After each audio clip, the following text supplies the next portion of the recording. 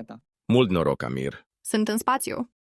Nicio problemă, domnul. Sunt built different. Oricum, dacă ajungi în mai puțin de 10 minute, îți voi da 5 lei leuți. 5 lei leuți. Vin imediat, domn. Stai cum? Zbor, domnul. Vin imediat, domnul. Stai ce?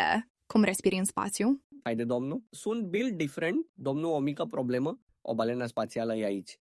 Oh, nu. Vrea să-ți fure mâncarea, domnul. Mama e uriașă. Baciu. Nu, domnul. Nu am dușmani. Amir, ești ok?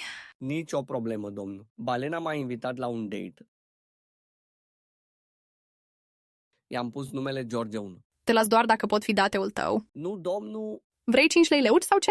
Aveți dreptate, domnul. Vin acum spre tine. Dă-o dracu de balenă. Domnul, am ajuns. Am mâncarea ta. Bravo, Amir! Ei ajuns în 9 minute și 59 de secunde. Aici sunt lei leuți tai, Amir. OMG, mulțumesc, domnul. Acum pot să cumpăr o vilă în India și ingrediențe pentru curry. Pentru moma mea. E așa ieftin o vilă în India, Amir? Da, domnul. Asta înseamnă că eu dacă vin în India sunt bogat, Amir. Da, domnul, tu bogat. De ce nu veni tu în India? Nu știam că e așa ieftin acolo, ci voi veni cu siguranță.